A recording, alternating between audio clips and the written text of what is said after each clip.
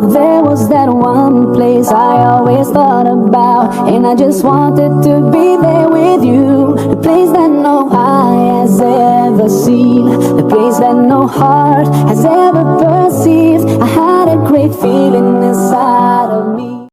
Assalamualaikum warahmatullahi wabarakatuh.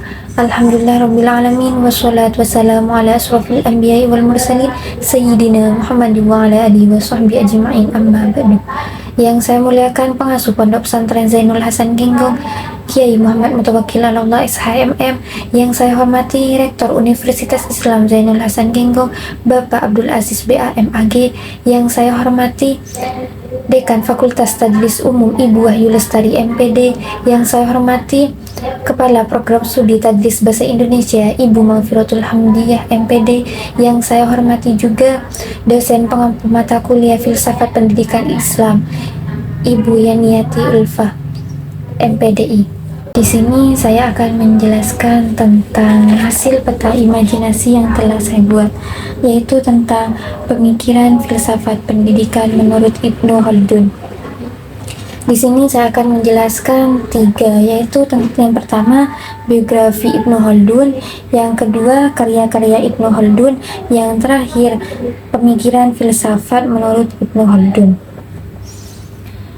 Ibnu Khaldun adalah seorang sejarawan, sosiologi, dan ekonom muslim kebangsaan Tunisia.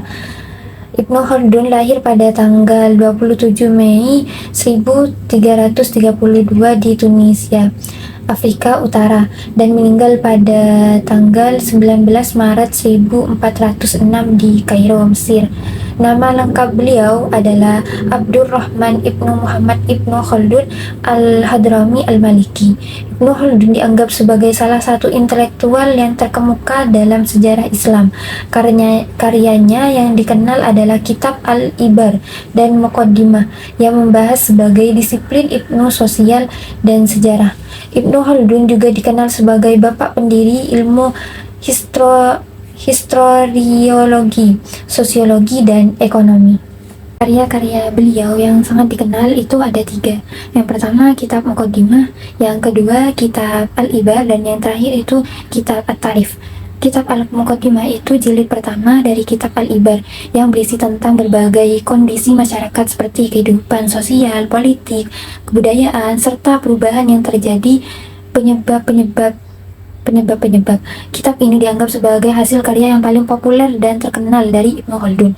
Yang kedua yaitu karyanya Al-Ibar, yang terdiri dari 7 jilid dengan setiap jilid memuat berbagai topik, termasuk Kitab Muqaddimah sebagai jilid pertama. Kitab Al-Ibar sendiri berisi tentang sejarah, politik, dan sosial, serta berbagai perubahan yang terjadi dalam masyarakat.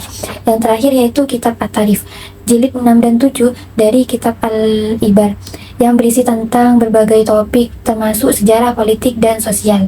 Yang terakhir yaitu pemikiran filsafat pendidikan menurut Ibnu Khaldun. Yang pertama yaitu konsep pendidikan dan pembelajaran. Ibnu Khaldun memandang pendidikan sebagai sarana untuk mengembangkan potensi individu dan memperbaiki moral. Ibnu Khaldun menekankan pentingnya pembelajaran yang seimbang, setara ilmu pengetahuan agama dan duniawi. Menurutnya, pendidikan seharusnya tidak hanya mencangkup pengetahuan teoritis, tetapi juga keterampilan praktis yang berguna dalam kehidupan sehari-hari. Yang kedua yaitu tahapan pendidikan. Ibnu Khaldun membagi proses pendidikan ke dalam beberapa tahapan sesuai dengan perkembangan psikolog anak.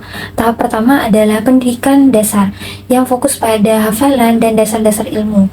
Tahap kedua yaitu pendidikan menengah, di mana seorang anak memahami konsep-konsep yang lebih kompleks. Tahap terakhir yaitu tahap pendidikan tinggi yang melibatkan analisis kritis dan mengembangkan pemikiran independen. Yang ketiga yaitu metode pengajaran. Dalam hal metode pengajaran, Ibnu Khaldun menekankan penggunaan metode yang sesuai dengan usia dan kemampuan siswa.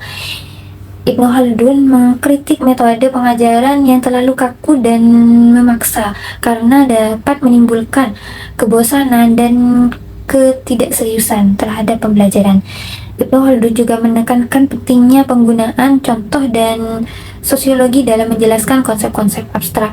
Yang keempat yaitu peran guru. Ibnu Khaldun menekankan bahwa peran guru harus memiliki karakter yang baik dan menjadi teladan bagi murid-muridnya. Oleh karena itu, seorang guru tidak hanya sebagai penyampaian ilmu, tetapi juga sebagai pembimbing murid dan spiritual. Kualitas dan kompetensi guru sangat menentukan keberhasilan proses pendidikan. Dan yang terakhir yaitu lingkungan pendidikan. Ibnu Khaldun percaya bahwa lingkungan yang kondusif sangat penting bagi proses pembelajaran.